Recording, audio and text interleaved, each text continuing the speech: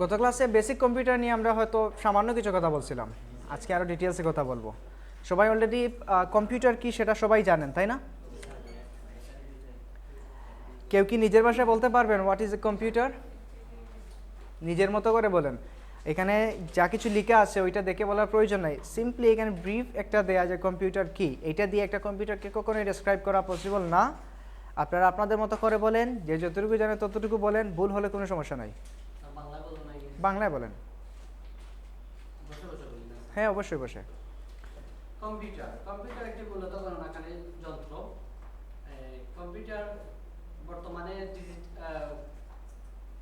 মুখস্থ বলতেছেন নাকি? না স্যার। তাহলে এটা মুখস্থ করা বললে হবে না, নিজের মতো করে যা কিছু পারেন বলেন। কম্পিউটার গণনাকারী যন্ত্রটা আমরা সবাই জানি, সেই ক্লাস 1-2 থেকে পড়ে আসতেছি। বাট এটা কি 2022-এ এসে আমরা যদি বলি কম্পিউটার একটি গণনাকারী যন্ত্র, তাহলে বর্তমান টেকনোলজির মেটাভার্সের অপমান হবে। ঠিক আছে, 2022-এ এসে আমরা এটা কখনোই বলার চান্স নাই যে কম্পিউটার একটি গণনাকারী যন্ত্র। কম্পিউটারের পরিধি কতটুকু সেটা এই যে ইউরেনাস নেপচুন পর্যন্ত, মার্স পর্যন্ত আমরা চলে গেছি কম্পিউটার দিয়ে, তাই না? সো এটা গণনাকারী যন্ত্র বলার কোনো ওয়ে নাই। আমরা যে ফ্রিল্যান্সিং করবো এটা কি দিয়ে করব? ফরেনের ক্লায়েন্টের সাথে কাজ করব না, ওদেরকে ফাইল সাবমিট, ওদের সাথে কমিউনিকেশন, এগুলো কি দিয়ে করব? কম্পিউটার দিয়েই তো। সো এই জায়গা থেকে চিন্তা করেন যে কম্পিউটারের পরিধি কত বড়। ঠিক আছে, computer an electronic device that stores and manipulates information. Computer একটা ইলেকট্রনিক যন্ত্র যেখানে ইনফরমেশন বা তথ্যগুলোকে কী করা হয়? সমন্বয় করা হয়, ম্যানিপুলেট করা হয়, স্টোর করে রাখা হয়। ঠিক আছে, অনেক বিশাল একটা তথ্য ভান্ডার না কম্পিউটার? ওকে, আর ওইদিকে যাচ্ছে না, এখানে ছোটো একটা ডেসক্রিপশন দেওয়া আছে, এটা পড়ে নিতে পারেন। এই যে ডায়াগ্রাম যেটা আছে, এটা working process of a computer, মানে কম্পিউটারের কার্যপ্রণালী। এটা দেখে কি কেউ ডিসক্রাইব করতে পারবেন নিজের মতো করে? ইনপুট, আউটপুট, প্রসেস, স্টোরেজ দেখে পিছন থেকে দেখতে পারেন না? সামনে চলে আসুন। এই কার্যপ্রণালীটা একটু নিজের মতো করে কেউ বলেন।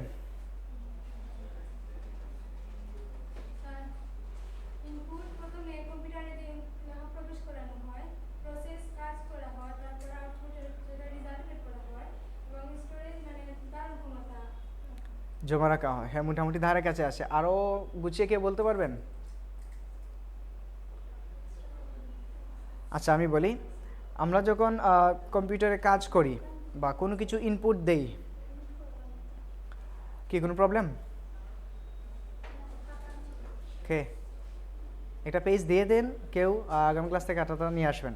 আমার যে নোট খাতা, ওইটা এখনও এত বড় একটা খাতা, এটা দেখে কেউ গ্রাফিক ডিজাইনার হতে পারবে ইনশাআল্লাহ, যদি আমার লিখা কেউ বুঝে। সো এমন একটা খাতা বানান যেটা দিয়ে আপনার পুরো কোর্স কমপ্লিট হয়ে যাবে।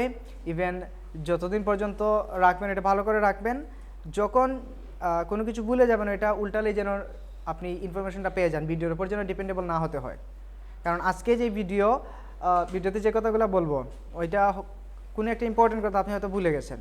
এখন এটা কত মিনিটের মধ্যে বলছি সেটা তো আর কারো মনে নাই, কারণ ওই 5 মিনিটের একটা ইনফরমেশনের জন্য আপনাকে 2 ঘন্টার ভিডিও খুঁজে বের করতে হবে।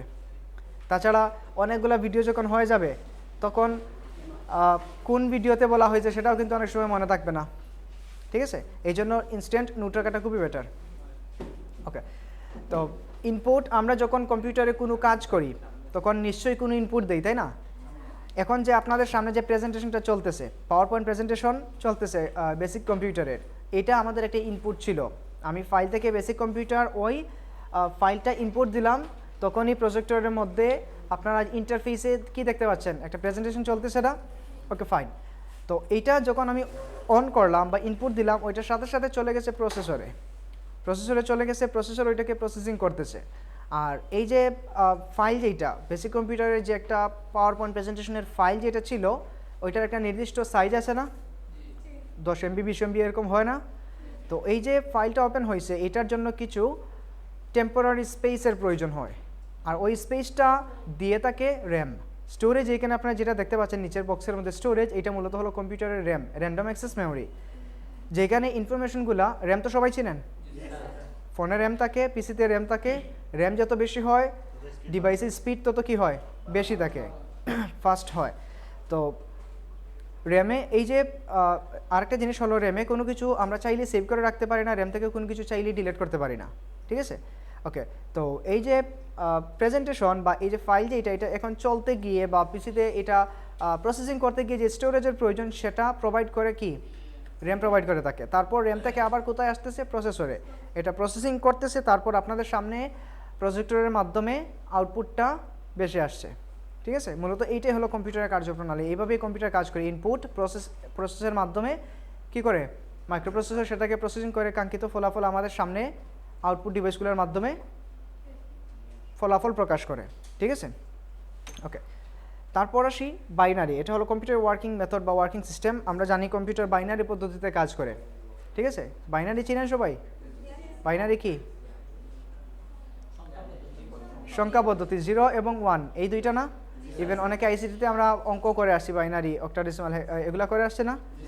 তো এগুলো আমাদের বোঝা লাগবে না বা এখানে বাইনারি এক্সপার্ট হওয়াও লাগবে না, শুধু বোঝার জন্য যে কম্পিউটারটা বাইনারি পদ্ধতিতে কাজ করে। জাস্ট ফর এক্সাম্পল, আমরা যদি ধরি, মনে করেন আপনি একটা ফাইল, এই যে প্রেজেন্টেশনটা আমি পিসিতে ইনপুট করলাম, এটা তো আমরা একটা পাওয়ার পয়েন্ট প্রেজেন্টেশন হিসেবে ইনপুট করছি না? কিন্তু কম্পিউটার ওই থেকে পাওয়ার পয়েন্ট প্রেজেন্টেশন হিসাবে সে ওইটাকে ইনপুট নিচ্ছে না, সে সিম্পলি 0 এবং 1 হিসেবে ইনপুট নিচ্ছে। ওকে ফাইন, আমরা একটু অনলাইনে দেখে আসি। ধরেন আপনি পিসিতে একটা লেটার এ লিখে সার্চ করলেন, মনে করেন এ আপনি কোনো একটা ইনপুট দিলেন, কিন্তু কম্পিউটার সেটাকে এ হিসাবে দেখবে না, সে অন্য কিছু হিসাবে দেখবে। জাস্ট আমরা এখানে লিখতে পারি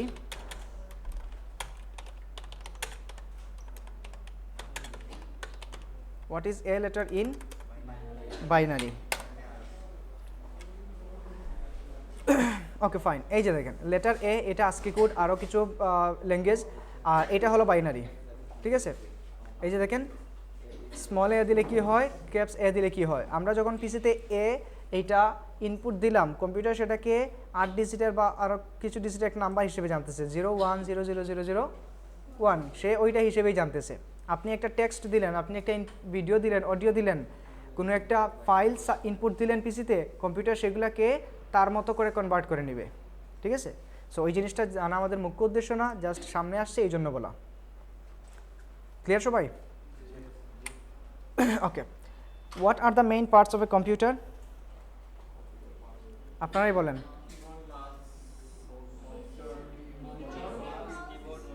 কিবোর্ড, মাউস, মনিটর, আর ওই বক্স এটা কি? পিসি। ওইটার ভিতর কি থাকে? আচ্ছা, সবগুলা একসাথে অ্যাটাচ করা থাকে। ওকে, আমরা একটা একটা করে দেখি। কনসেপ্ট অফ হার্ডওয়্যারের কনসেপ্ট এখান থেকে দেখি। প্রথমে আসছে মাদারবোর্ড। এই যে বক্স যেটা দেখতে পাচ্ছেন, এইটা, এই যে পুরো একটা বোর্ড দেখা যায় না, এটার মধ্যে কম্পিউটারের প্রত্যেকটা কম্পোনেন্টসকে কী করা হয়, অ্যাটাচ করে রাখা হয়, যার নাম জন্য এটার নাম কি? মাদারবোর্ড। সিম্পলি আপনারা মাদার নাম থেকে চিন্তা করেন, মা কী করে একটা ফ্যামিলিকে যত্ন করে আগলে রাখে না? বাচ্চা কাচ্চা সহ ফ্যামিলি মেম্বার যারা আছে সবাইকে আগলে রাখে না? একইভাবে মাদারবোর্ড ও কম্পিউটারের ইচ অ্যান্ড প্রত্যেকটা কম্পোনেন্টকে সে একসাথে অ্যাটাচ করে রাখে, এই জন্য এটার নাম মাদারবোর্ড দেওয়া হয়েছে। এই যে একটা সকেট দেখা যায়, প্রসেসর, এখানে প্রসেসর বসানো হয়, এগুলো হলো র্যাম স্লট। তাছাড়া আরও বিভিন্ন ধরনের স্লট আছে গ্রাফিক্স কার্ড বসানোর জন্য, হ্যাঁ অনেক ধরনের অনেক স্লট আছে। তাছাড়া বিভিন্ন ধরনের পোর্ট আছে, পাওয়ার সাপ্লাই পোর্ট আছে, বিভিন্ন ধরনের ইউএসবি পোর্ট আছে, সবগুলা একসাথে কোথায় অ্যাটাচ করা থাকে? মাদারবোর্ডে। কারো কারো হয়তো এক্সপিরিয়েন্স আছে মাদারবোর্ডটা খুলে দেখারও, যদি কখনো পিসি মেনটেনেন্সের প্রয়োজন হয় বা সার্ভিস প্রোভাইডারের কাছ থেকে বা সার্ভিস সেন্টারে যদি কখনো নিয়ে যান, অথবা আপনারা যারা নিউলি পিসি বিল্ড করবেন, যখন পিসিটা বিল্ড করবে, পিসিটা যখন ফিটিংস করবে, তখন দাঁড়িয়ে দাঁড়িয়ে এই জিনিসগুলো দেখতে পারেন, অনেক কিছু শিখতে পারবেন, লাইভ দেখবেন। এখানে ক্লাসে তো কোনো পিসিগুলো দেখানো যাবে না, অনলাইনেও এটা 100% দেখানো পসিবল না, ঠিক আছে? এই জন্য যারা পিসি বিল্ড করতে চাচ্ছেন, আপনারা দেখবেন যে প্রসেসর কীভাবে ফিটিং করে, র্যাম কীভাবে লাগায়, তারপর হার্ড ডিস্ক কীভাবে বসায়, এই জিনিসগুলো দেখতে পারেন, ঠিক আছে?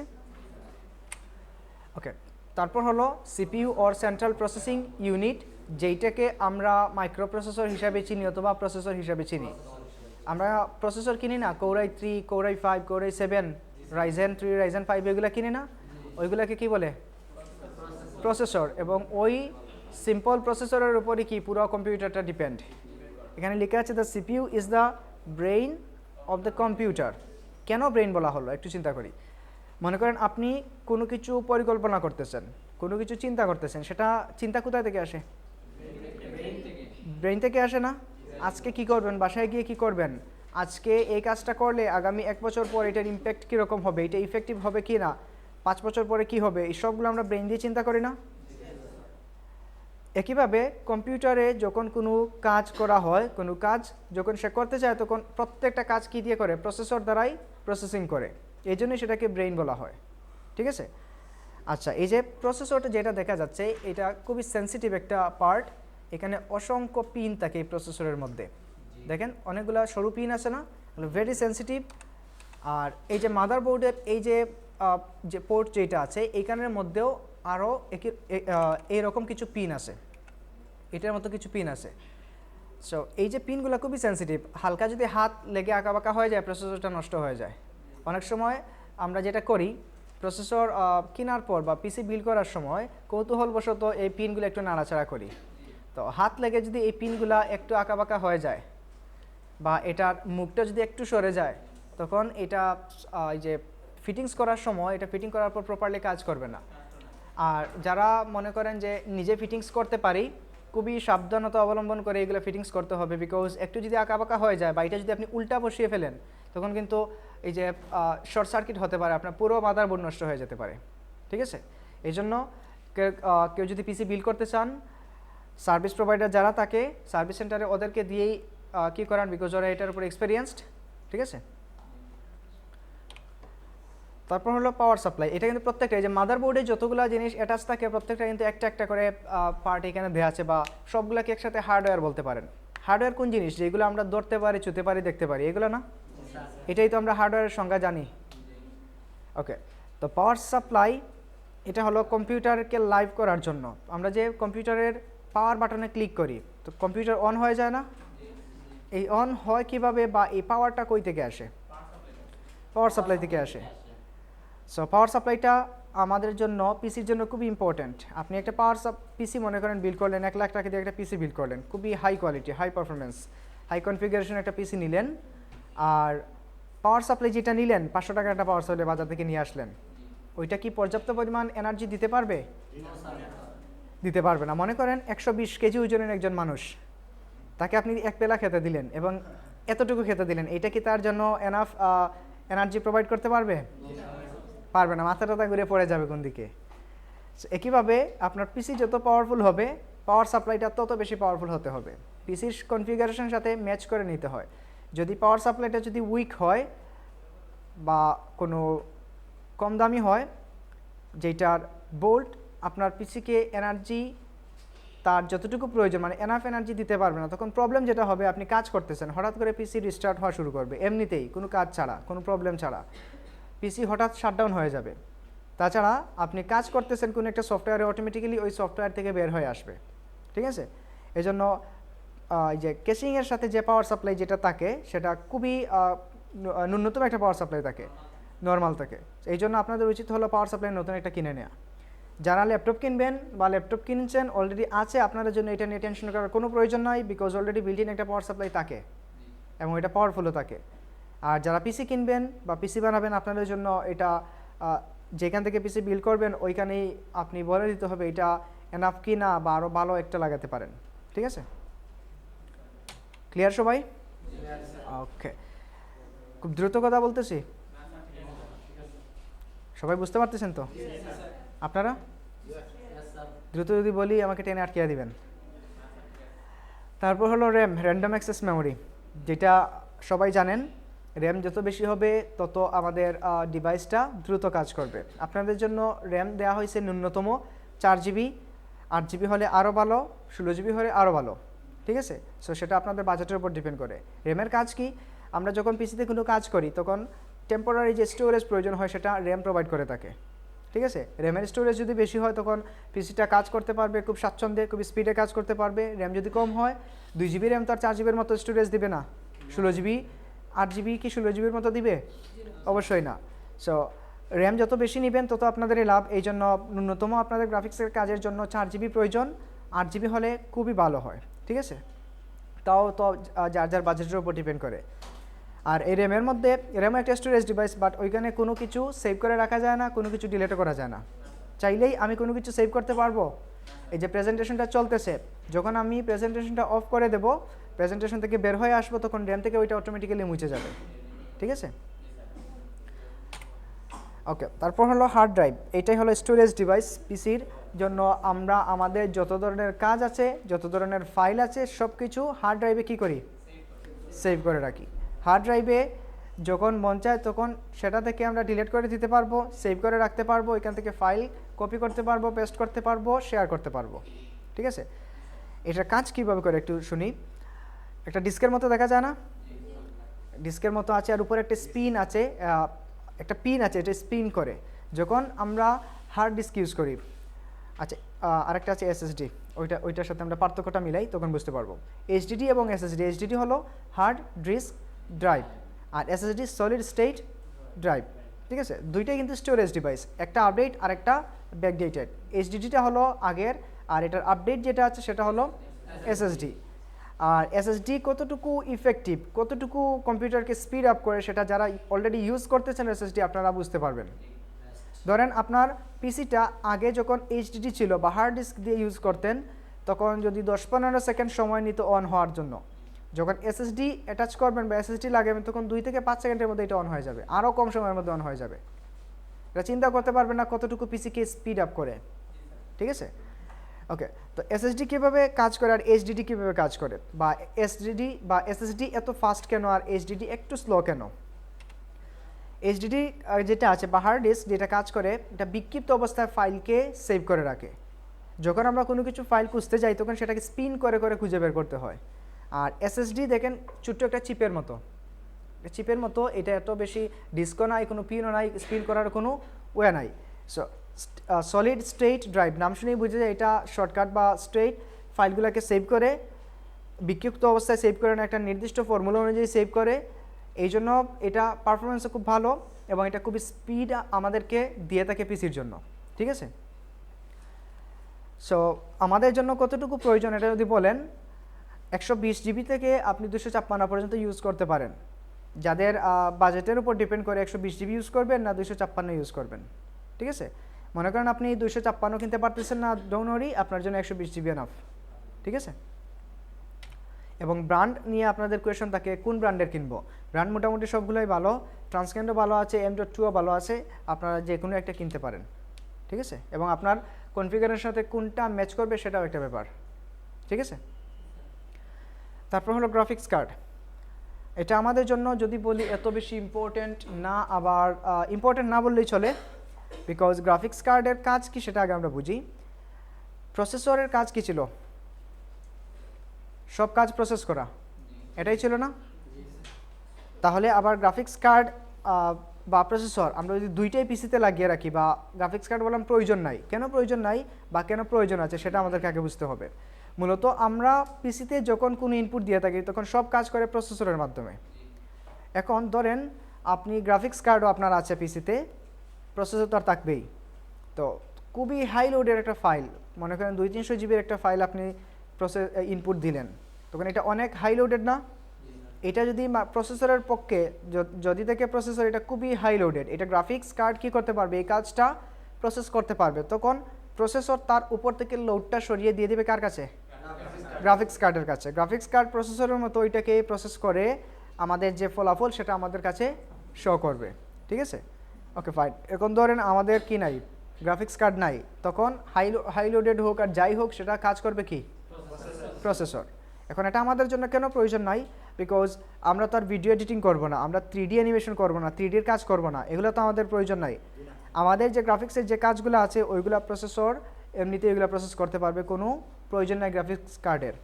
আর আপনি যদি চান গ্রাফিক্স কার্ড, আপনার যদি বাজেট ওভার থাকে, 2 জিবি গ্রাফিক্স কার্ডের দাম কিন্তু 24-25 হাজার এরকম টাকা। ঠিক আছে? তো আপনি যদি চান বাজেট থাকে আপনার, আপনি লাগাতে পারেন, কোনো সমস্যা নাই। বা যারা গেমিং করেন, গেমারদের জন্য কিন্তু গ্রাফিক্স কার্ডটা ইম্পর্ট্যান্ট। ঠিক আছে? ওকে, এখানে আরও কিছু ডিটেলসে লেখা আছে, চাইলে এটা পড়ে নিতে পারেন। দেন হলো ইউনিভার্সাল সিরিয়াল বাস অথবা ইউএসবি, যেটাকে আমরা নর্মালি পেন ড্রাইভ বা পোর্টেবল ডিভাইস হিসেবে জানি। এটা আমাদের সবার জন্য খুব ইম্পর্ট্যান্ট, বিকজ পেন ড্রাইভ তো অনেক উপকারী, তাই না? একটা ফাইল নিতে হলে মনে করেন ফাইল তো এখন অনলাইনে শেয়ার করা যায়, কোনো সমস্যা হয় না, ইনস্ট্যান্ট শেয়ার করা যায়।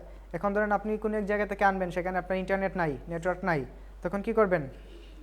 পেন ড্রাইভ ইউজ করতে পারেন। তাছাড়া আপনাদের এখান থেকে সফটওয়্যার নেওয়া লাগতে পারে, ক্লাস ভিডিও নেওয়া লাগতে পারে, ওইগুলোর জন্য আপনারা কী করতে পারেন? পেন ড্রাইভ ইউজ করতে পারেন। সবারই একটা করে পেন ড্রাইভ থাকা উচিত, কারণ হঠাৎ করে কোনো একটা ফাইল নেওয়ার প্রয়োজন হতে পারে, কোনো ভিডিও নেওয়ার প্রয়োজন হতে পারে, কোনো সফটওয়্যার নিতে হতে পারে। এই জন্য পেন ড্রাইভটা সবারই প্রয়োজন। 4 জিবি, 6 জিবি, 8 জিবি যা আছে, 6 জিবি তো আর হবে না, 4 GB, 8 GB, 16 GB, 32 GB, 64 GB হয়। মনে রাখবেন মেমোরি সবসময় দ্বিগুণ হয়। 2 জিবি, তারপর কি 4 জিবি মেমোরি, এরপরে কত জিবি? 8 জিবি, 16 জিবি, 64, সবসময় কী হবে? দ্বিগুণে উঠতে থাকে। ঠিক আছে, সো যার যেটা পছন্দ, যত জিবি নিতে চান নিয়ে নেন। ব্র্যান্ড সবগুলোই ভালো, এইচপি বলেন, আসুস বলেন, আসুস না, এই যে কী আছে, টুইন মাউস আছে, বিভিন্ন ধরনের ব্র্যান্ড আছে, সবগুলোই ভালো, যে কোনো একটা কিনে নেন চার্জার বাজেটের ওপর। এটা কি? এটা দিয়ে কি করে? বিয়ের ক্যাসেট দেখি। আমরা মূলত এইটাই করতাম আগে। যে এই যে বিয়ের ক্যাসেটগুলো কীরকম ছিল, কালো একটা ক্যাসেট থাকতো না, বইয়ের মতো ডিভিডি লাগতো, ওইটা দেখার জন্য, অনেক মোটা ছিল না? এখন কি আর এগুলা প্রচলন আছে? নাই। এখন ওই যে সিডি ডিস্কেরও প্রয়োজন নাই, এগুলো লাগে এখন? লাগে না। ইউএসবি দিয়ে বা এগুলা পিসি দিয়ে আমরা কী করি? ইউজ করি। বা আগের পিসি যেগুলো ছিল ওইগুলাতে এই যে ডিভিডি ড্রাইভগুলো দেওয়া থাকতো। ডিভিডি ড্রাইভ কী জন্য দেওয়া থাকতো? ছবি দেখার জন্য? বিয়ের ক্যাসেট দেখার জন্য? অবশ্যই না। এগুলো থাকতো আপনার উইন্ডোজ সেট আপ করার জন্য, তাছাড়া বিভিন্ন ধরনের প্রোগ্রাম ইনস্টল করার জন্য। সিডি যেগুলো দিত ওইগুলো ইউজ করার জন্য। বাট আপাতত এখন তো আর এগুলো প্রয়োজন নাই। ইভেন আপডেটেড যত ডেস্কটপ ল্যাপটপ দেখবেন ওইগুলোতে সিডি ড্রাইভ নামে কোনো পার্টই দেওয়া থাকে না। ল্যাপটপের মধ্যে দেখবেন ডানে বামে হয়তো কী দেওয়া থাকতে পারে, এই বেশে দেখবেন যে আগে যাদের ল্যাপটপ পুরনো বা অনেক আগের ল্যাপটপ কারো থাকলে দেখবেন ওইগুলোতে সিডি ড্রাইভ থাকে, বাট আপডেটেড ল্যাপটপগুলোতে সিডি ড্রাইভ থাকে না। ঠিক আছে, এটা প্রয়োজন নাই, একেবারে ভ্যালুয়েবল, এটা লাগেও না। ঠিক আছে, সো এটা নিয়ে আর কোনো কথাও বলছি না। তারপর আসি মনিটর। চিনেন সবাই? মনিটর চিনেন? মনিটর কোনটা? সামনেরটা। ক্লাস 6-এ যখন পড়তাম তখন আমাকে কম্পিউটার ক্লাসে, কম্পিউটার যে এক্সামের সময় ভাইবাতে আমাকে লেভে নিয়ে স্যার জিজ্ঞাসা করছেন, মনিটর দেখে বলছেন এইটা কি? তখন আমি বলছেন এটা কম্পিউটার। তখন মনিটর চিনতাম না। স্যার মাউস দেখে বলছেন এইটা কি? সেটাও বলছি কম্পিউটার। কিবোর্ড দেখে বলছেন এটা কি? তখনও বলছি কম্পিউটার। স্যার তখন বলে না, আপনি কিছু পারেন না, তুমি কিছু পারো না, এগুলোর নাম জানো না? স্যার এটার নাম তো কম্পিউটার, আপনি এম তো বললামই ঠিক। পরে আরেকজন স্টুডেন্ট এসে বলে দিচ্ছে এইটা মনিটর, এইটা ওইটা। এখন তো এমন কোনো স্টুডেন্ট পাওয়া যাবে না, বা কেউ ছোটো ছোটো বাচ্চা যারা আছে ওরাও কিন্তু সব কিছুর নাম জানে। এমন কেউ আছে মনিটর, কিবোর্ড, মাউস এগুলো চিনে না? আপনারা আছেন কেউ? আছে? ছোটো ছোটো বেবিরাও কিন্তু চিনে এইগুলা। ইভেন ফোনের কোন ফাংশন কোন জায়গায় আছে সেটাও ওরা চেনে। ইউটিউবে যে একটা সার্চ বাটন আছে, ভয়েস সার্চ, এটা হয়তো আপনারা সবাই জানেন, আমি নিজেও এটা জানতাম না, ইউটিউবে যে ভয়েস সার্চ করা যায়। তখন একটা ছোটো ভাই আছে, সে মোটু পাটলুর কার্টুন খুব বেশি দেখে, ও তো আর সার্চ করতে পারে না, সে মোটু পাটলুর কার্টুন বলে কী করে ওইখানে সার্চ করে। আমি একদিন বলি, সে দেখি যে সে ভাই ফোন নিয়ে বলতেছে মোটু পাটলু, বলি এখানে মোটু পাটলু কী বলে। তারপর আমি বললাম যে এই মানে কী করতেছো এটা? সে বলছে এখানে এই যে মাইকে কথা বলতেছে, তো কার্টুন চলে আসবে। তো ওর কাছ থেকে শিখা যে ইউটিউবে যে কী করা যায়, ভয়েস সার্চ করা যায়। তো এখন আর এরকম কেউ পাওয়া যাবে না যে মাউস চেনে না, কিবোর্ড চেনে না। ঠিক আছে, সবাই এখন এক্সপার্ট, আপনারা তো আরও এক্সপার্ট। ওকে, তারপর হলো কিবোর্ড এবং মাউস। মাউস থেকে দুইটা ইন্টারেস্টিং কোয়েশ্চেন করব, দেখি কে কে আনসার দিতে পারেন।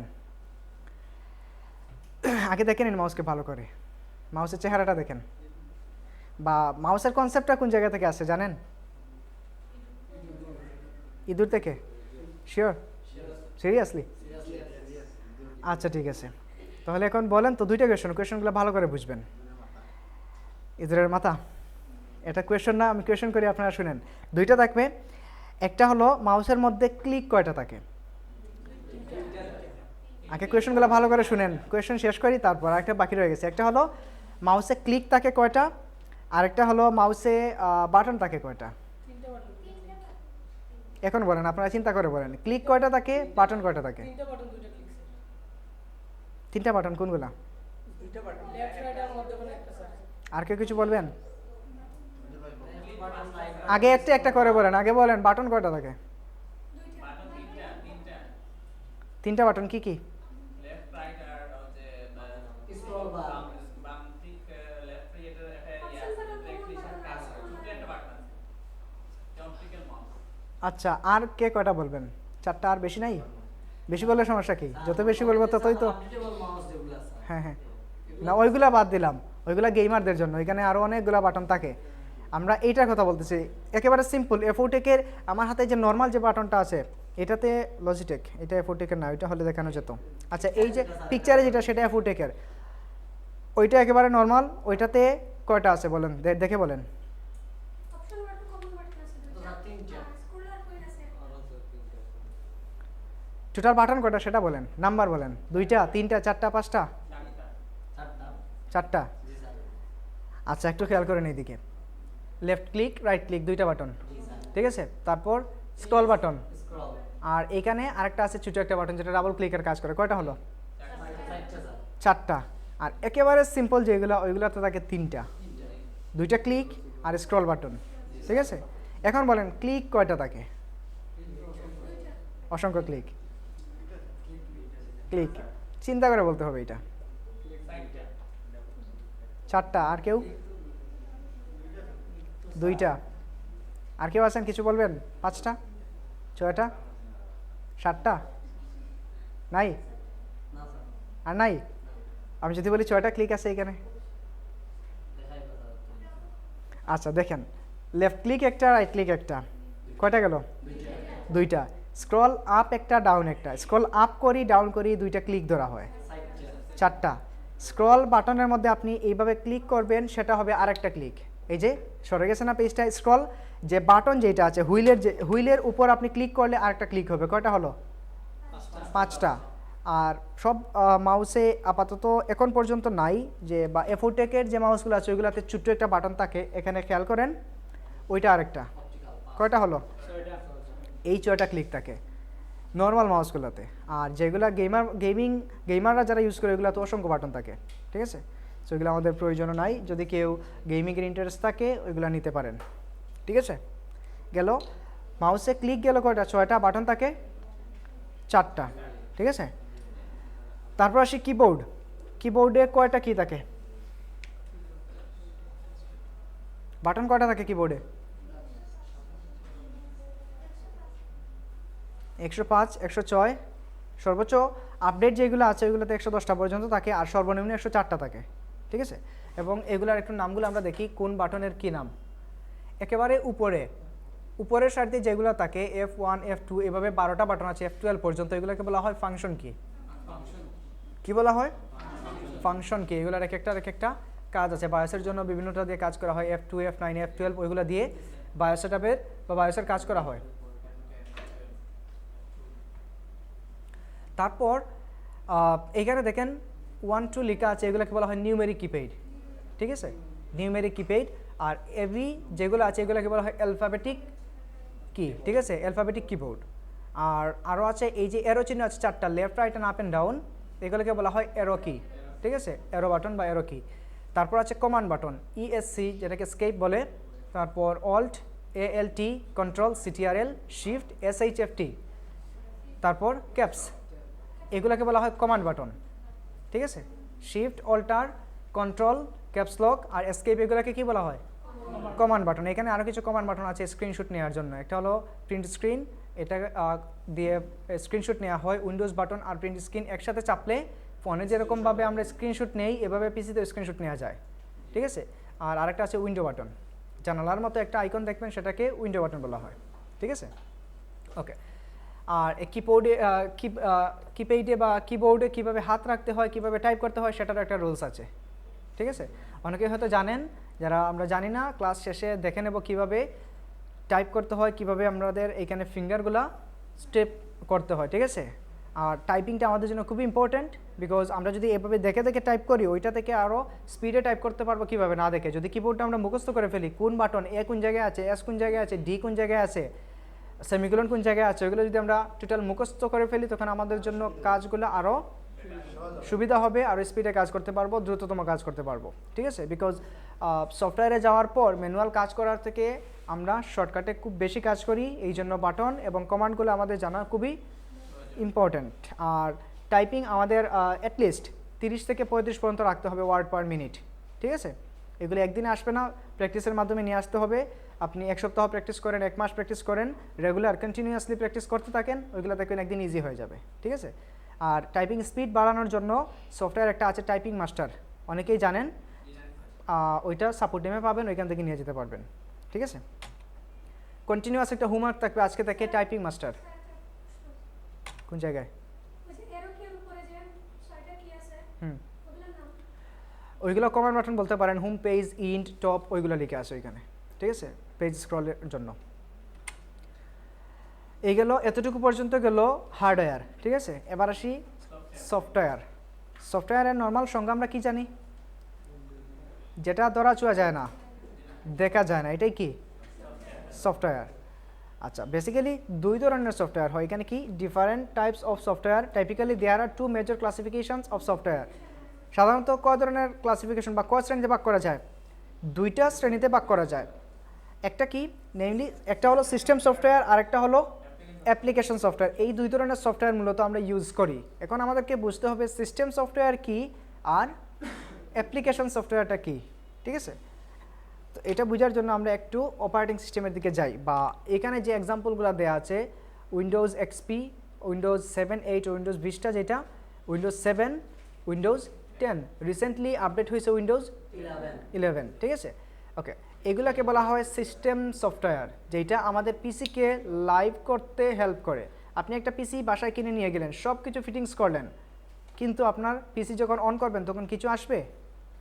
আসবে না, বিকজ আপনার উইন্ডোজ দেয়া নাই, অপারেটিং সিস্টেম দেয়া নাই, ঠিক আছে।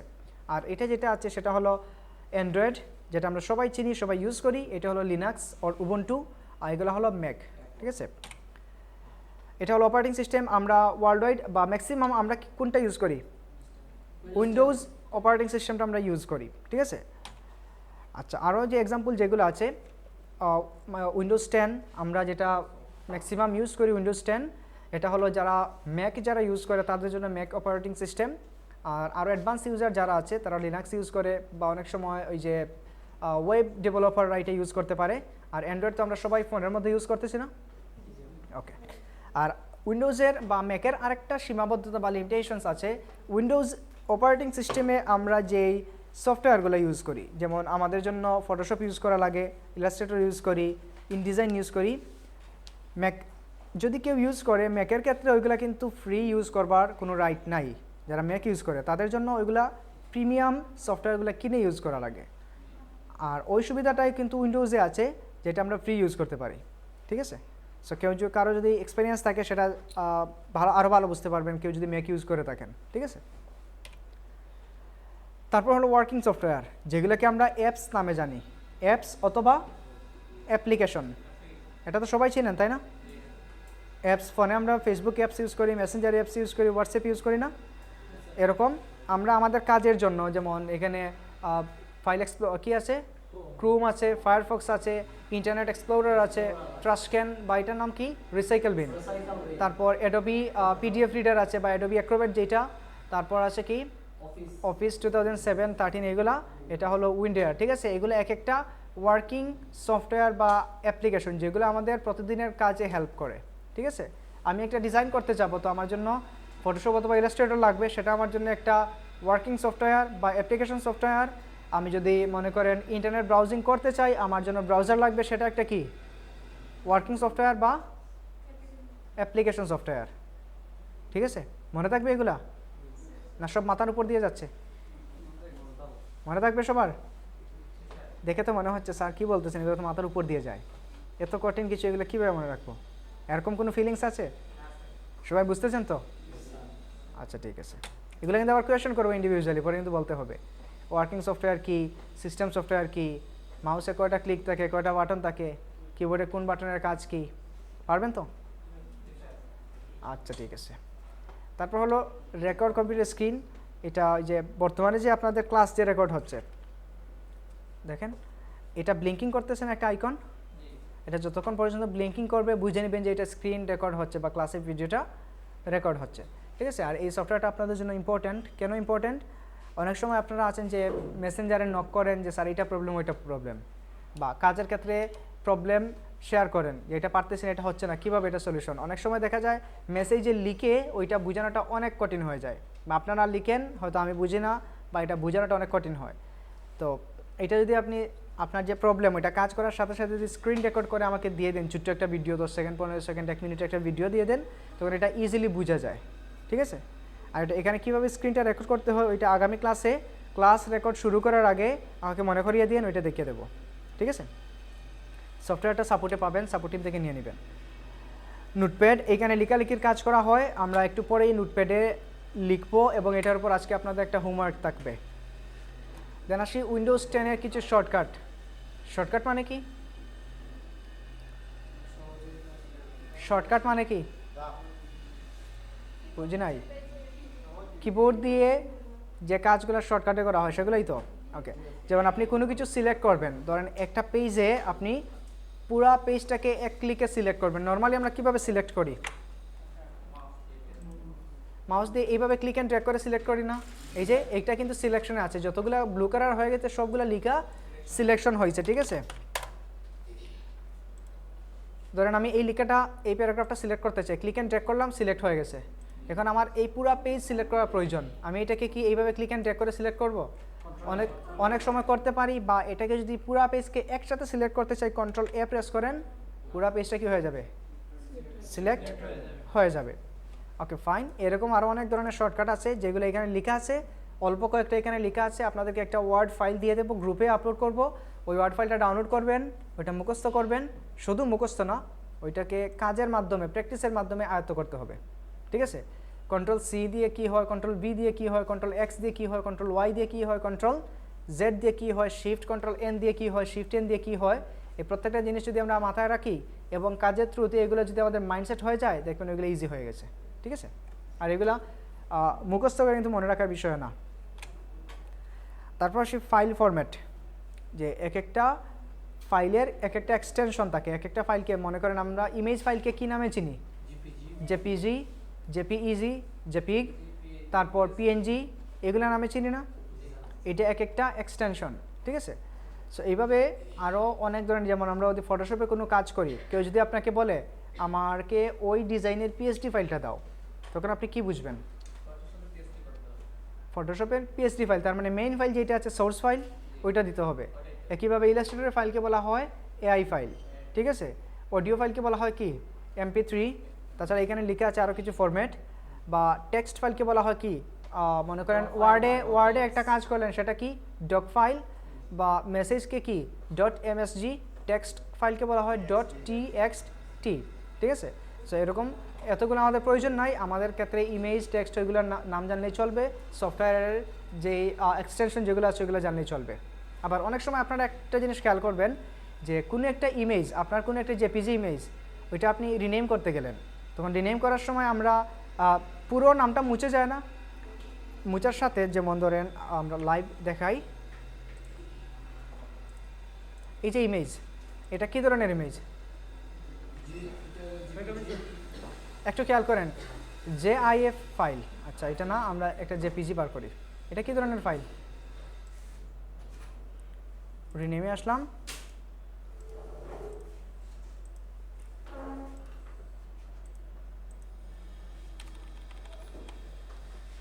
জেপিজি ফাইলগুলো কই? HTML, এই যে দেখা যায় জেপিজি ফাইল।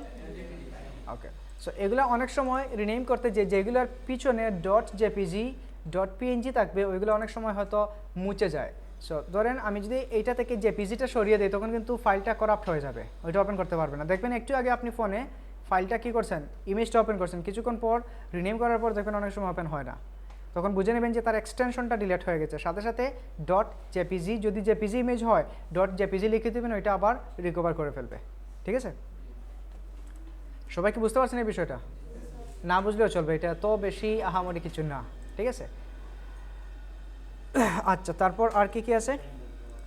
মাইক্রোসফট পেইন্ট, একটা ডিজাইনের একটা প্রাইমারি সফটওয়্যার যেটা আমরা কি করব শিখবো, যেটা দিয়ে আমরা আমাদের ছোটোবেলায় আমরা ইচ্ছা মতো আঁকাআঁকি করতাম না, বাড়ি আঁকতাম, গাড়ি আঁকতাম, ফ্লাওয়ার আঁকতাম, দৃশ্য আঁকতাম, ওইভাবেই ওই পেন্ট দিয়েই আমরা কি করব ডিজাইন করব। একেবারে প্রাইমারি লেভেলের একটা সফটওয়্যার, ওইটাতে আপনাদের হোমওয়ার্ক থাকবে 10টা ডিজাইন করা। যদিও আজকে ওইটা দেবো না, আগামী ক্লাসে ওইটা থাকবে, বিকজ আগামী ক্লাসের ভিতর সবাই পিসি কিনে নেবেন। পিসি কিনে নিলে সবাই যখন হোমওয়ার্ক একসাথে সাবমিট করবেন তখন সবারই কাজের আগ্রহটা আরও অনেক বাড়বে, ডিজাইনের প্রতি ইন্টারেস্ট বাড়বে, এক একজন এক এক ধরনের ডিজাইন করবেন, এইগুলো দেখে ইন্সপিরেশন নিতে পারবেন, ডিজাইনের প্রতি ইন্টারেস্ট আসবে। ঠিক আছে, এই জন্য যত তাড়াতাড়ি সম্ভব আজকে যদি হয় আজকে পিসিটা কিনে নিন, বা আগামী ক্লাসের আগে হলে ভালো হয়। ঠিক আছে, নয়তো দেখা যাবে যে আমরা হোমওয়ার্কের দিক থেকে অনেকটা পিছিয়ে থাকবো। বুঝা গেছে? ওকে, আর তেমন কিছু নাই এখানে। এখন বলেন এতটুকুর ভিতর কারো কোনো কোয়েশন আছে কি না? কোনো কিছু বুঝতে অসুবিধা আছে বা কোনো কিছু কনফিউশন আছে বা আরও ক্লিয়ার করা লাগবে, এরকম কোনো বিষয় আছে এখানে? কোন টপিক? কোনো কোয়েশন নাই কারো? সবাই সব কিছু বুঝে গেছেন? তাহলে আপনাদেরকে ক্লাস করে কি করবো, সবাই তো এক্সপার্ট। একদিন দেখিয়ে দিলেই তো, টুকটাক দেখিয়ে দিলে আপনারা ডিজাইনার হয়ে যাবেন, হবেন না? তাহলে তো কোনো কোয়েশন নাই দেখি, কোয়েশন না থাকলে তো হবে না। আচ্ছা, আবার একটু আমরা রিভাইজ করি।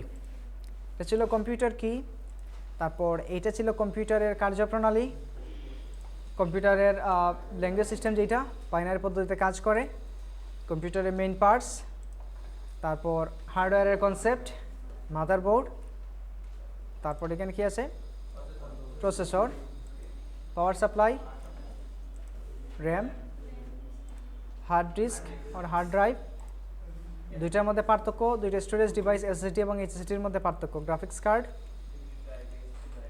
ইউএসবি ড্রাইভ, তারপর DVD drive, monitor, keyboard and mouse, software. পারা যাবে এগুলো? একেবারে বেসিক, এগুলো তো টেকনিক্যাল কোনো কিছু দেখাই না, শুধু আজকে কী ছিল, থিওরিক্যাল ছিল। ঠিক আছে, আগামী ক্লাসে আমরা আরও লং কী শিখবো, একেবারে কম্পিউটারের স্টার্ট বাটন থেকে শিখবো। ঠিক আছে, একেবারে এই কর্নার থেকে শেখা শুরু করবো, ধীরে ধীরে একেবারে শেষ পর্যন্ত আসবো। ঠিক আছে, প্রত্যেকটা জিনিসের একটা স্টার্ট আছে না? আছে তো। কম্পিউটারের স্টার্টিং কোন জায়গায়? কোন বাটন? স্টার্টিং পয়েন্ট কোন জায়গায় কম্পিউটারের? না, ওইটাও না, ওইটা তো আমরা অন করলে কম্পিউটারটা অন হয়। কম্পিউটার স্টার্টিং কাজের শুরুতে আমরা স্টার্ট কোন জায়গা থেকে করি, বা নর্মাল একটা স্টার্টিং পয়েন্ট আছে কিন্তু। কোনটা? এই যে স্টার্ট বাটন, এইখান থেকে স্টার্ট বাটন থেকে শুরু হয়। আগে একটা ছিল না, উইন্ডোজ 7-এ ছিল স্টার্ট বাটন নামে, এখানে থাকতো না একটা অপশন? ওকে, ওইটা থেকে মূলত স্টার্ট হয়। যে কোনো কিছু আমরা প্রথমে শুরু করি কোথা থেকে, এখান থেকে সার্চ করে নিয়ে আসি না কোনো সফটওয়্যার, তারপর না বিভিন্ন ধরনের শর্টকাট ওয়ে আছে, আমরা পিসিটা অন করেই অ্যাক্সেস নেয়ার। ঠিক আছে, অন এটাকে বলা হয় কম্পিউটার বুট। আমরা যে যখন আপনি পিসিটা অফ থাকে, যখন এটা অন করার সময় জাস্ট পাওয়ার বাটনে ক্লিক করেন, ওইটাকে বলা হয় কম্পিউটার বুট। ঠিক আছে, BOOT। যখনই আপনি পিসির পাওয়ার বাটনে ক্লিক করবেন তখন সাথে সাথে কম্পিউটারের লাইটগুলো জ্বলে ওঠে না, কিবোর্ড, মাউস, সিপিইউ সব কিছুর লাইট জ্বলে ওঠে না? ওইটা যখনই কী হয়, এটাকে বলা হয় post power on self test. ওইটা যখনই একসাথে জ্বলে ওঠে তখন সাথে সাথে এগুলা বায়োসে চলে যায়। বায়োস আরেকটা সফটওয়্যার, সিস্টেম সফটওয়্যার, ওইখানে চলে যায়, যাওয়ার পর বায়োস সব কিছুকে চেক করে প্রসেসরে পাঠিয়ে দিয়ে, প্রসেসর যখন সব কিছুকে চেক করে দেখে না এভরিথিং ইজ ওকে, তখনই পিসিটা অন হয়। ঠিক আছে, BIOS basic input output system, আর POST power on self test, যেটা সব কিছু চেক করে যে পিসিটা ঠিক আছে কিনা, ওইটাই কম্পিউটার বুট। আর বায়োস অনেক ডিটেলস একটা জিনিস, বায়োস নিয়ে অনেক স্টাডি করতে পারেন, এটা আমাদের জন্য প্রয়োজন নাই, বাট আপনি যদি বায়োস নিয়ে আরও স্টাডি করেন অনেক কিছু জানতে পারবেন। পিসির ইন্টারনাল আরও সেটিংস আপনি জানতে পারবেন, অনেক ধরনের অনেক সেটিংস আছে বায়োসে, উইন্ডোজের। ঠিক আছে, সো যদি আপনি এক্সপার্টিস বাড়াতে চান ওইটা নিয়ে রিসার্চ করতে পারেন। ঠিক আছে, ওকে। সো এই জায়গায় যদি আপনাদের কোনো কোয়েশ্চন না থাকে, আমরা একটু অনলাইনে কিবোর্ডটা দেখি এবং কিবোর্ডে কীভাবে ইউজ করতে হয় সেটাও দেখি।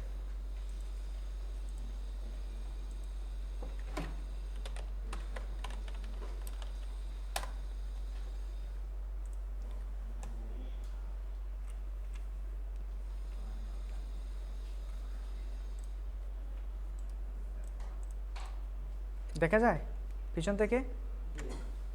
সবাই দেখতে পাচ্ছেন তো? একেবারে পিছন থেকে দেখা যাচ্ছে? ওকে, এবার ফুল স্ক্রিন করলাম, এবার দেখা যাবে। ওকে, এই যে দেখেন ASD, এখান থেকে কিন্তু টাইপ করাটা শুরু করতে হবে। আচ্ছা, আমরা যদি আরেকটু দেখি কিবোর্ডে ফিঙ্গারটা কীভাবে রাখতে হয়।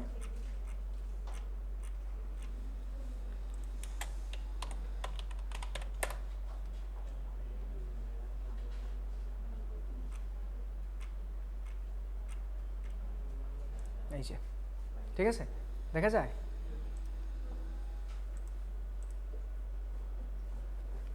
আর এটা আরও লাইভ আপনারা দেখতে পারবেন যখন ওই যে টাইপিং মাস্টারটা নিয়ে যাবেন।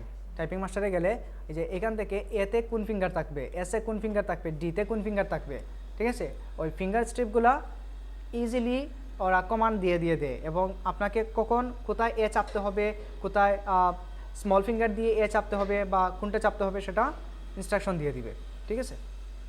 এই যে এখান থেকে বাটনগুলো আরও ভালো করে দেখতে পারেন, ঠিক আছে। আর আরেকটা জিনিস যে এগুলো মাথায় থাকবে কীভাবে, কোন জায়গায় এ আছে, কোন জায়গায় এফ আছে, কোন জায়গায় ডি আছে, ই আছে, ডব্লিউ আছে, কিউ আছে। কিবোর্ডের মধ্যে আপনারা যখন হাত রাখবেন, আজকেই বাসায় গিয়ে একটু খেয়াল করবেন যে এফ এবং জে এই দুইটার মধ্যে কিন্তু একটা ছোটো একটা দাগ থাকে, জি স্যার। খেয়াল করছেন কেউ? এফ এবং জে এই দুইটা বাটনের মধ্যে দেখবেন যে দুইটা দাগ থাকে, ওইগুলো হাতে বাঁধে।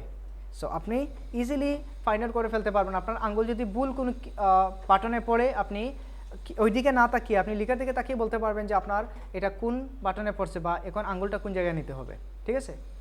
ওই জিনিসটা খেয়াল করে টাইপিং করবেন, পারা যাবে? ওকে, সো এবার বলেন আর কারো কোনো কিছু আছে কিনা জানার মতো? আজকের ক্লাস এতটুকু। আর একটা অপশন আমরা শুধু দেখব নোটপ্যাড, ঠিক আছে। এখন বলেন এতটুকুর ভিতর কারো কোনো কোয়েশ্চেন আছে কিনা? কোয়েশ্চেন নাই কারো? যদি কোয়েশ্চেন না থাকে আমরা সামনে যাই। নোটপ্যাড মানে কি? কোনো কিছু আমরা তো নোট ইউজ করি না, খাতায় লিখে পেজে লিখে নোট ইউজ করি তো, বা ফোনে মেমোতে লিখে নোট ইউজ করি না। কম্পিউটারেও যদি ইনস্ট্যান্ট কোনো কিছু লেখার প্রয়োজন হয় বা কোনো ইনফরমেশন নোট করার প্রয়োজন হয়, আমরা নোটপ্যাডটা ইউজ করি। কিভাবে? এই যে সার্চ বাটন আছে, এই জায়গায় সার্চ করতে পারেন নোটপ্যাড লিখে, নোটপ্যাড আসছে উপরে। এটা বাই ডিফল্ট প্রত্যেকটা পিসির সাথে থাকবেই। এখানে নোটপ্যাডে ক্লিক করেন, এই যে একটা ডায়লগ বক্স বা একটা নোটপ্যাড ওপেন হয়ে যাবে, ঠিক আছে।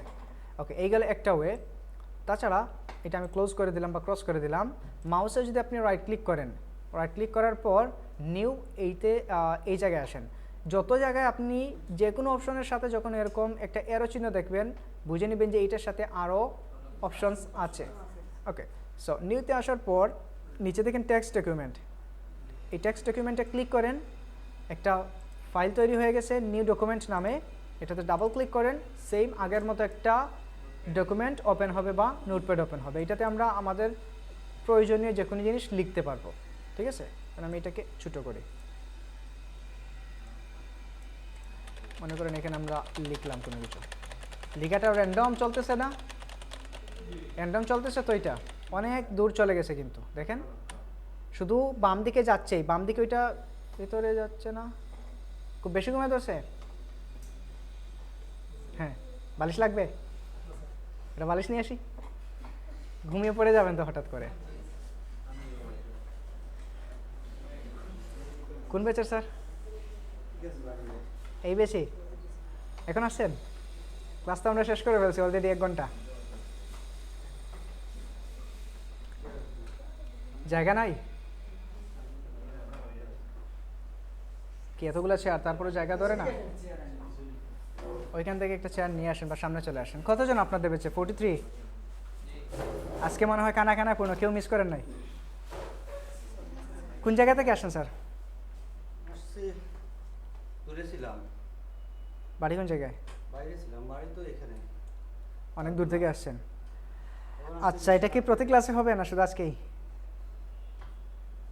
এটা প্রতি ক্লাসে এরকম লেট করে আসবেন না শুধু আজকেই? ইন টাইম প্রেজেন্ট থাকবেন? আচ্ছা, ঠিক আছে। গত ক্লাসে তো আসেননি। আচ্ছা, আমরা ক্লাসে ব্যাক করি। আর এখানে দেখেন লিখাগুলো আমরা যদি পড়তে হয় তখন কী করা লাগবে? এই যে নিচে একটা বার আছে, ওইটা ধরে ধরে বের করা লাগবে না? এটা ধরে ধরে বের করতে হবে, বাট ওইটা অনেক কিছু লেখা হলে বারবার আপনি এখানে পড়বেন, এখানে আসবেন, এটা ঝামেলা না? তো ফাইন, আপনি এটাকে 3টা বাটন আছে এখানে, এটা হলো মিনিমাইজ, এটা হলো ম্যাক্সিমাইজ, এটা হলো ক্লোজ। এটা ক্রসে ক্লিক করলে বের হয়ে চলে আসবে, বা এটা আপনাকে কমান্ড দিয়ে সেভ করবো কি না। সো আপাতত আমরা সেভও করতেছি না, ডোন্ট সেভও করতেছি না, ক্যান্সেল করলাম, জায়গায় চলে আসলো। ম্যাক্সিমাইজ বাটনে ক্লিক করেন, দেখেন এই জায়গায় আসছে। ওকে, ধরেন আমার এখানে আরও অনেক লেখা আছে, দেখেন তো লেখাগুলা নর্মালি যদি ধরেন এই জায়গায় আমরা তো চাইলাম যে এতটুকু লেখার পর এটা অটোমেটিক্যালি নিচে চলে আসুক, এটা চাইছিলাম না, কিন্তু দেখেন ওইটা কিন্তু র্যান্ডমলি যেতেই থাকছে, যাচ্ছে না ওইদিকে। ওকে, এখনও দেখেন কিছু ওইদিকে রয়ে গেছে, আমরা যদি আরও লিখি দেখেন তো রয়ে গেছে না ওইদিকে আরও ভিতরে। এই প্রবলেম থেকে বাঁচার জন্য আমরা যেটা করতে পারি, এখানে এসে এন্টার দিলেই তো নিচে চলে আসবে, সেটা একটা ওয়ে। এখন এন্টার দিয়ে আপনি মনে করেন আবার এই লাইন থেকে লেখা শুরু করলেন, এটা আবার ওইদিকে যেতে থাকবে। তো ওইটাকে কন্ট্রোল করার জন্য যেটা করতে হবে সেটা হলো টেক্সট র্যাপিং করতে হবে। ফরম্যাটে আসেন, ফরম্যাট থেকে ওয়ার্ড র্যাপ নামে একটা অপশন আছে, ওইটাতে যখন ক্লিক করবেন দেখবেন ওইগুলা কয়েকটা লাইন হয়ে গেছে, সবগুলো এই জায়গায় এসে অটোমেটিক্যালি এন্টার হয়ে গেছে। ঠিক আছে, নর্মালি কিন্তু আমরা এখানে এন্টার দিলে ওইটা নিচে চলে আসতো, আবার দ্বিতীয় লাইন থেকে কিন্তু আবার অটোমেটিক্যালি লেখাটা ভিতরের দিকে চলে যেত। বাট আমরা যখন এটা র্যাপিং করে দেবো, মুড়ে দেবো, র্যাপিং তো চিনি সবাই, কাউকে আমরা গিফট করার সময় কি করি, র্যাপিং করে দেই না বিভিন্ন কালারফুল পেপার দিয়ে, চিনতে পারছেন তো সবাই না? কেউ কোনো দিন গিফট করেননি? করছেন? কাকে? ফ্যামিলি মেম্বার, স্পেশাল কেউ? আচ্ছা, যাই হোক, সো এই জিনিসটা ওইটার মতোই কাজ করবে। ঠিক আছে, ওকে ফাইন, এই গেল এটার কাজ।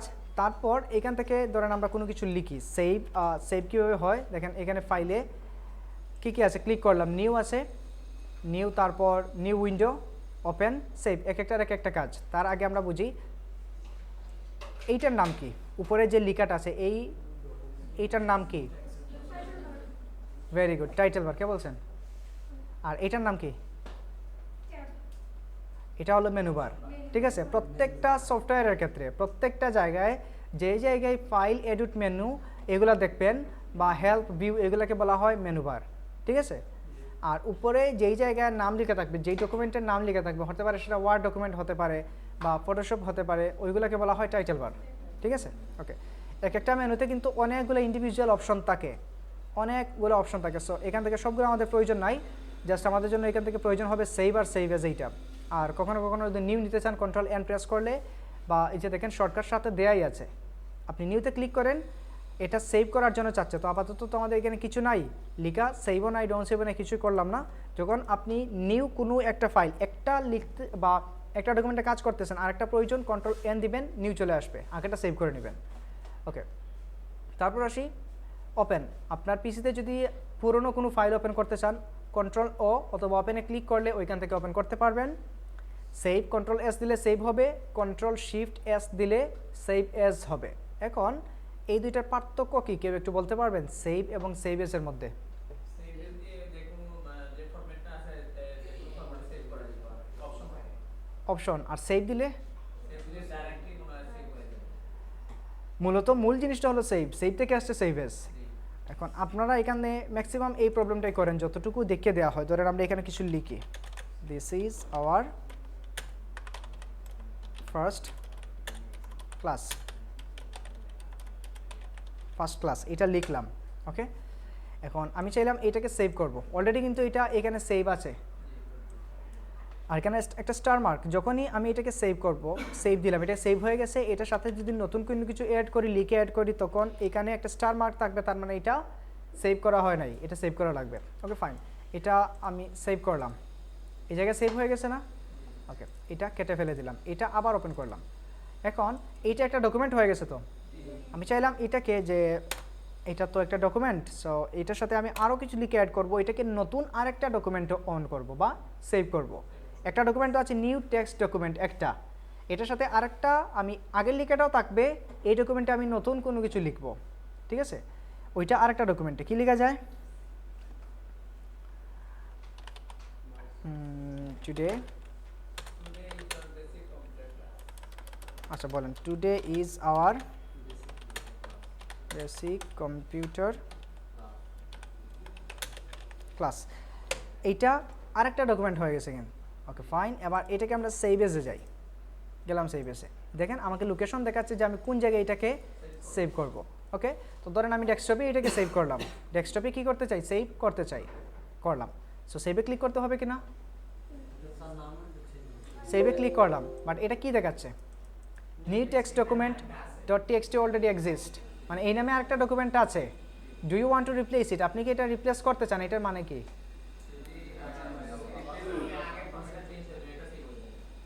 Very good.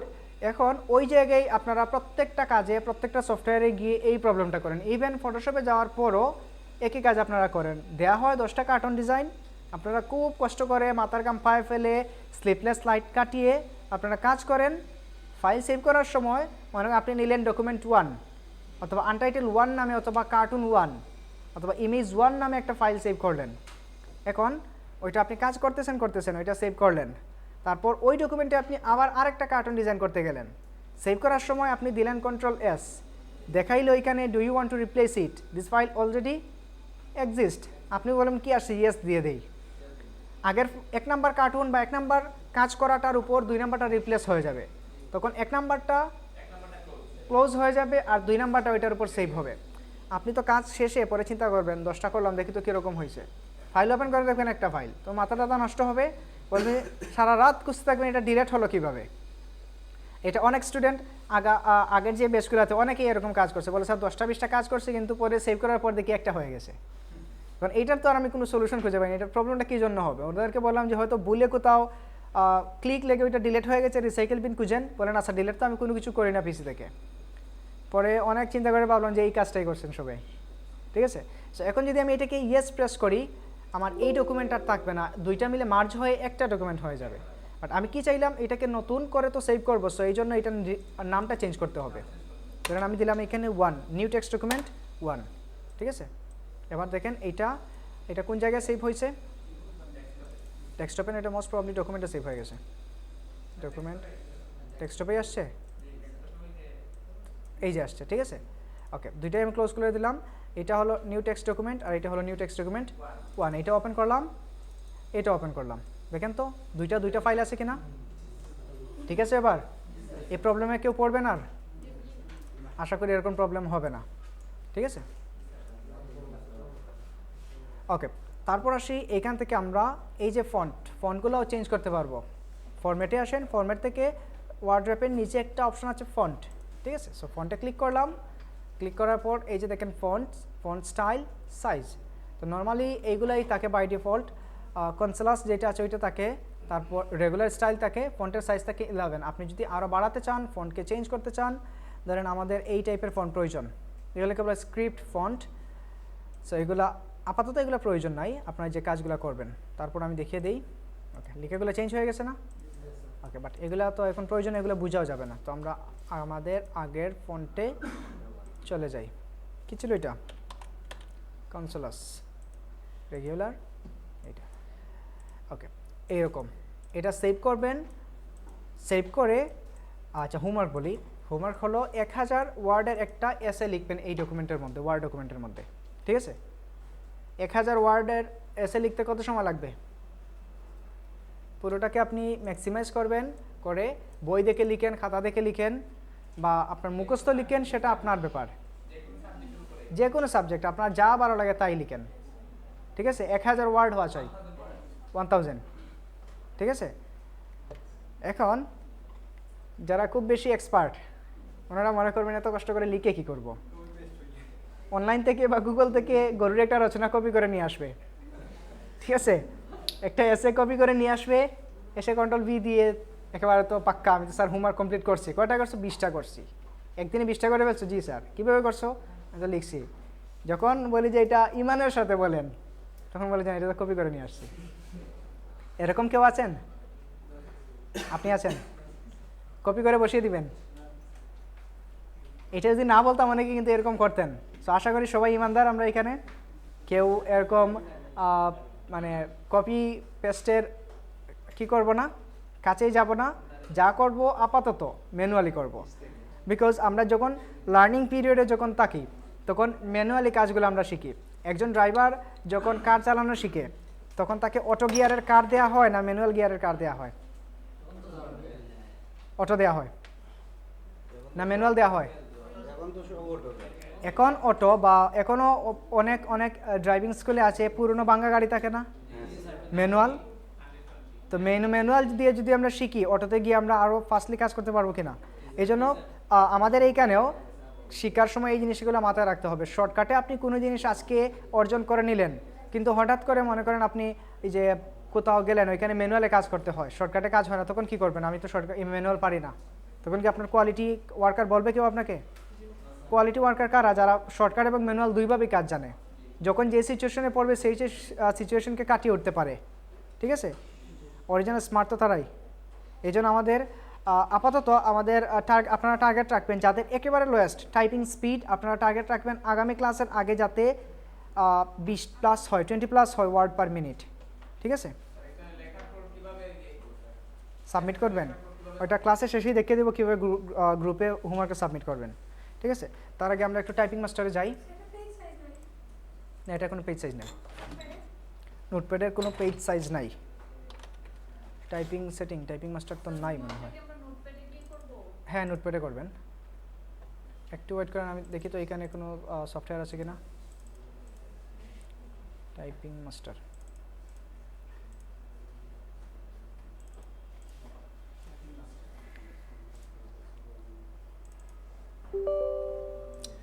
আমি এখান থেকে ইনস্টল করা আপনাদেরকে দেখিয়ে দিচ্ছি কীভাবে টাইপিং মাস্টার ইনস্টল করতে হয়। আপনারা ওইটা সাপোর্ট টিম থেকে নিয়ে যাবেন, সাপোর্ট টিম থেকে নিয়ে গিয়ে বাসায় ওইটা ইনস্টল করে নেবেন, ঠিক আছে? আর যাদের পিসি তো এইখানে দিয়ে দিয়েছেন যে সব কিছু সেট আপ করার জন্য, স্যার সব কিছু দিয়ে দিবেন। আচ্ছা, সর্বপ্রথম মনে রাখবেন এইটা সফটওয়্যার ইনস্টল করার সময় আপনাকে ইন্টারনেট কানেকশনটা অফ রাখতে হবে, ঠিক আছে? সো আমরা ইন্টারনেট কানেকশনটা অফ করি। যাদের ওয়াইফাই আছে সিম্পলি ওয়াইফাইটা এখান থেকে অফ করে দিবেন। এই যে ওয়াইফাই কি থাকে এখানে বাটন থাকে না, ওই জায়গা থেকে ওয়াইফাইটা অফ করে দিবেন। আর আমাদের যেহেতু ইন্টারনেট বা ল্যান্ড কেবল ওইখান থেকে আমি ডিসেবল করে দিই।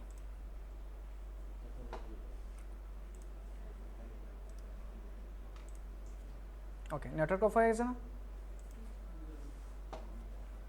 ওকে, এবার আসি ওইটা আমরা সেট আপ করি। কি ওয়াইফাই কেন অফ করলাম? এটা ইনস্টল করার সময় ওয়াইফাই অফ রাখতে হয়, নয়তো নেটওয়ার্ক কানেকশন পেলে এটা আপডেটে পড়ে যায়, ঠিক আছে? ওকে, তো তারপর এই যে যেটা আছে master typing master 7.10 set up, এখানে ডাবল ক্লিক করবেন। ডাবল ক্লিক করার পর আপনার এখানে পারমিশন চাইবে, সো ইয়েস দিয়ে দিবেন। দেওয়ার পর ল্যাঙ্গুয়েজ ইংলিশ, ওকে। তারপর click next to continue or cancel to exit set up, আমরা এখানে নেক্সটে ক্লিক করব। তারপর তাদের এগ্রিমেন্ট টার্মস অ্যান্ড কন্ডিশন এগুলো আমরা অ্যাকসেপ্ট করব। দেন অ্যাগেন কী করব, এভাবে নেক্সট প্রেস করব, স্ট্যান্ডার্ড ইনস্টল দিব, নেক্সট অ্যাগেইন, তারপর এইটা দিবেন, no I just need the typing tutor, নেক্সটে ক্লিক করবেন, আবার next, then install. Okay, install হয়ে গেছে না? একটু ভালো করে এই নোটিফিকেশনগুলো পড়বেন। কোথাও কোথাও কখনো কখনো সফটওয়্যার ইনস্টল করার পর লিখে থাকে রিস্টার্ট ইউর পিসি, তখন আপনি দিয়ে দিলেন ফিনিশ অথবা নেক্সট, তখন অটোমেটিক্যালি রিস্টার্টে পড়ে যাবে, ঠিক আছে? এটা একটা বিরক্তিকর জিনিস। যদি রিস্টার্টে এরকম এটা এখানে থাকতো রিস্টার্টের অপশন, তো আমি এটা আনচেক করে দিতাম। এটা আমরা দিয়ে দিই lunch typing master pro, finish দিলাম, এটা ওপেন হয়ে গেছে। এখনই আমরা সাথে সাথে এটা শুরু করে দেবো না, এটা লাইসেন্স দিতে হবে। লাইসেন্স যদি না দিই, প্রোডাক্টের লাইসেন্স না দিলে কি হবে, এটা আমরা বেশিক্ষণ ইউজ করতে পারবো না। 2টা বা 3টা লেসন পরে দেখবেন না সবগুলো লক দেখাবে আর ইউজ করবার দিবে না। এই জন্য এন্টার লাইসেন্সে ক্লিক করবেন, এরকম আরেকটা পপ আপ মেনু আসবে বা ডায়লগ বক্স আসবে, এখানে লাইসেন্স আইডি দিবেন, প্রোডাক্ট কি দিবেন। ওইগুলো পাবো কোথায়? আপনি আপনার ফাইলে যাবেন, যাওয়ার পর এখানে ইনস্ট্রাকশন অথবা রিডমি নামে একটা ফাইল পাবেন, টেক্সট ফাইল। এটাকে ওপেন করেন, একেবারে নিচে চলে আসেন, এই যে রেজিস্ট্রেশন ডিটেলস নামে 2টা কি আছে এখানে, লাইসেন্স আইডি আছে এবং প্রোডাক্ট কি আছে, 2টা আছে, একটা হলো আইসিকুল, একটা হলো জামট্রা, ঠিক আছে? সো আমরা এটা কপি করি। হ্যাঁ, যে কোনো একটা কাজ হবে ইনশাল্লাহ। তো এখানে দিলাম পেস্ট, তারপর প্রোডাক্ট কি কোন জায়গায় আছে। আপনি যদি আইসিকুল দেন তখন এই কিটা দিতে হবে, জামট্রা দিলে এইটা দিতে হবে। Copy, enter. Okay, thank you for your license has been accepted. Okay, এখন আপনি এখানে আপনার নাম লিখেন, এন্টার প্রেস করলাম। ওকে, চুজ কোর্স, এখান থেকে স্টার্ট। আপনি চাইলে প্রত্যেকটা লেসন পড়ে নিতে পারেন। ওকে, আমরা দ্য হোম রো এটা দিয়ে শুরু করি। টাচ টাইপিং কোর্স লেসন 1 1.1 এটা দিলাম, তারপর এখানে ক্লিক করেন। ওকে, হোয়াট ইজ টাচ টাইপিং এগুলো পড়ে নেবেন। নেক্সটে ক্লিক করেন, এই ইনফরমেশনগুলো পড়বেন। ফিঙ্গার পজিশন কোথায় কোন ফিঙ্গারটা রাখতে হবে দেখেন খুবই নাইসলি এখানে দিয়ে দেওয়া আছে। সো কঠিন কিছু না। তারপর নেক্সটে ক্লিক করেন, এই জিনিসগুলো প্রত্যেকটা জিনিস পড়ে যাবেন। যদি কেউ অলস হন পড়বেন না। কেউ যদি নিজেকে খুব অলস ডিজাইনার মেক করতে চান, খুব অলস মানুষ হিসেবে পরিচয় দেন, আপনারা পড়বেন না। আর যারা পড়বেন এটা থেকে অবশ্যই বেনিফিট হবেন, ঠিক আছে? জানি না কয়জন পড়বেন, যারা পড়বেন তারা অবশ্যই ভালো কিছু এখান থেকে পাবেন। ওকে দিয়ে দিলাম। তারপর নিউ কিজ হোম রো এটাতে দিন। Okay, in this lesson you will learn the home row, এটাকে বলা হয় হোম রো, ঠিক আছে? ASDFJKL এটাকে হোম রো বলা হয়। ওকে, প্রেস স্পেস টু কন্টিনিউ। আমাদের কি স্পেস চাপার জন্য বলতেছে। সো কিবোর্ড থেকে আমি স্পেসে প্রেস করলাম, কিবোর্ডের স্পেস থেকে, এখানে স্পেস না। Start from the little finger, place your left hand fingers on ASDNF। দেখেন প্রত্যেকটা কালার ওয়াইজ বুঝিয়ে দিচ্ছে আপনি কোন জায়গায় কোন ফিঙ্গারটা রাখবেন। ওকে, এখানেও এই হাতের ফিঙ্গারগুলা পজিশন দেখিয়ে দিচ্ছে। তারপর কি press space to continue, let your thumbs rest on the space bar. আমাদের এটাকে স্পেস বারে কোন এই থাম ফিঙ্গারকে, সো এটা ক্লিক করলাম, ঠিক আছে? পারা যাবে না এইভাবে। ওকে, তারপর কি আছে, now try typing A with your little finger. So আমি লিটল ফিঙ্গার দিয়ে এ প্রেস করলাম, good. Now try typing S. Okay, বুঝা গেছে? পারা যাবে তো এইভাবে। তারপর কি আছে, JKL। ওকে, তারপর সেমিকোলনটা দেওয়ার জন্য বলছে। ওকে, আবার স্পেস বার। এভাবে পারবেন তো? সো আমি আর দেখাচ্ছি না, এগুলা ইনস্টল করে নেবেন এবং এখানে আপনার এই যে কতটুকু প্রোগ্রেস হয়ে যায় সেটাও এখানে দেখাবে, ঠিক আছে? আচ্ছা, এখানে একটা 3 থেকে 5 মিনিটের একটা লেসন দিবে আপনাকে 5 মিনিটের মধ্যে। ওইটা আপনাকে বলবে যে এটা চাপো ওইটা চাপো, ভুল হলে টাচ করে ধরে দিবে, আবার সঠিকটা দিতে হবে। বিগিন ডুয়েল স্পেস বা এখান থেকে নেক্সটে ক্লিক করেন, শুরু হয়ে গেছে টাইমিং। যখন আপনি একটা ক্লিক করবেন টাইমিংটা শুরু হয়ে যাবে। A space S space DD space FF space, ঠিক আছে? আসছে? মনে করেন যে আমি যে ভুল প্রেস করলাম, এই যে শো করছে। আমি কিটা অন করি, স্পিকার ধরেন আমি এটা ভুল দেখাচ্ছে না, তখন এমনিতে একটা সাউন্ড করবে, ঠিক আছে? আমাদেরকে জে প্রেস করা লাগবে, জে স্পেস কে। পারবেন তো? এদিকে সময় যাবে, এদিকে সময় যাবে যতক্ষণ 5 মিনিট পর আপনাকে আপনার রেজাল্ট শো করবে, ঠিক আছে? অ্যাকুরেসি কতটুকু হলো, তারপর আপনার টার্গেট কতটুকু ফিল আপ হয়েছে, ঠিক আছে? ওই জিনিসগুলা স্ক্রিনশট নিয়ে গ্রুপে পোস্ট করবেন। পারবেন? এখন স্ক্রিনশট কীভাবে নেবেন? স্ক্রিনশট নেওয়ার জন্য কিবোর্ড থেকে আপনি উইন্ডো বাটন এবং প্রিন্ট স্ক্রিন বাটন ক্লিক করবেন একসাথে। একটু মনিটর দিকে সবাই ভালো করে খেয়াল করেন, দেখবেন স্ক্রিনশট যখন নেওয়া হয় তখন একটু ডার্ক হয়ে যায়। উইন্ডোজ প্রিন্ট স্ক্রিন হয়েছে, এটা স্ক্রিনশট কিন্তু সেভ হয়ে গেছে। সো কোন জায়গায় সেভ হয়েছে এটাকে আমরা পাবো তার এই অপশনটা যেকোনো উইন্ডো থেকে অ্যাক্সেসেবল। কি?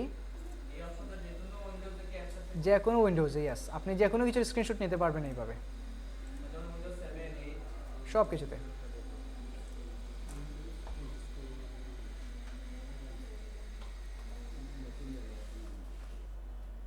ওকে, আমরা যাই। এটা পাবেন আপনারা গিয়ে দিস পিসি থেকে যে পিকচার্স নামে যে ফোল্ডার আছে ওইটাতে যাবেন, ওইটাতে গিয়ে স্ক্রিনশটটা পাবেন। এই যে স্ক্রিনশট নামে একটা ফোল্ডার ক্রিয়েট হয়ে গেছে, আসছে আমাদের এটা স্ক্রিনশট, ঠিক আছে? কয়টা হোমওয়ার্ক গেল? দুইটা। কি কি? একটা হলো নোটপ্যাডে টাইপিং, আরেকটা কি টাইপিং মাস্টার। এটা কন্টিনিউয়াসলি আপনাদের হোমওয়ার্ক থাকবে, ঠিক আছে? ওকে, আমরা গ্রুপে যাই। গ্রুপে গিয়ে আপনাদেরকে কীভাবে আপলোড করতে হয় সেটা দেখাই। এটা কততে আসছি? 77 78 1789 1789।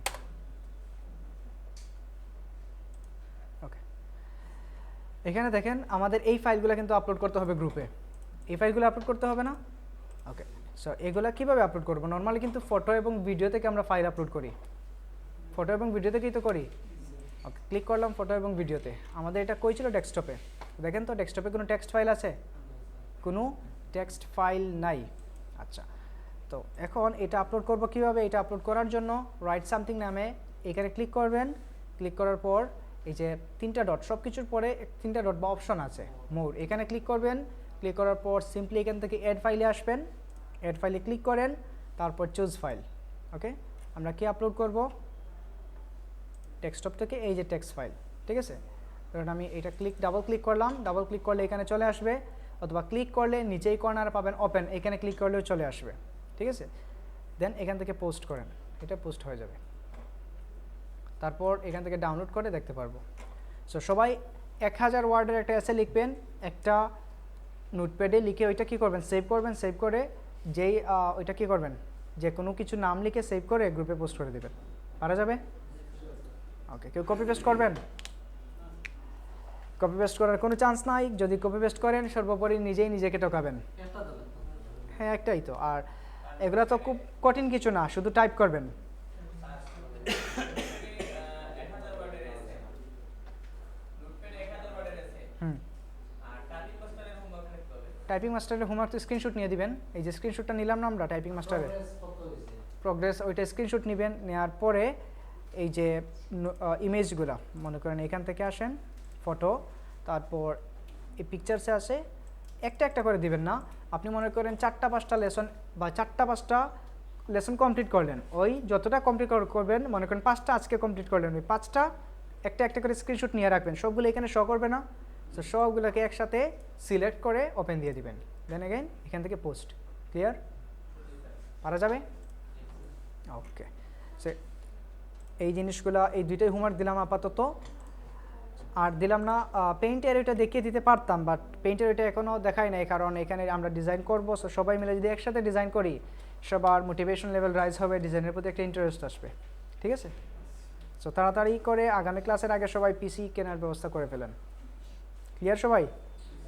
অনেক স্টুডেন্ট, সবাইকে দেখে খুবই ভালো লাগতেছে। আশা করি ইনশাল্লাহ শেষ পর্যন্ত সবাই থাকবেন। জানি না, যদি কারো কপাল খারাপ থাকে, হতে পারে মধ্যখান থেকে লিভ নিয়ে নিতে পারেন।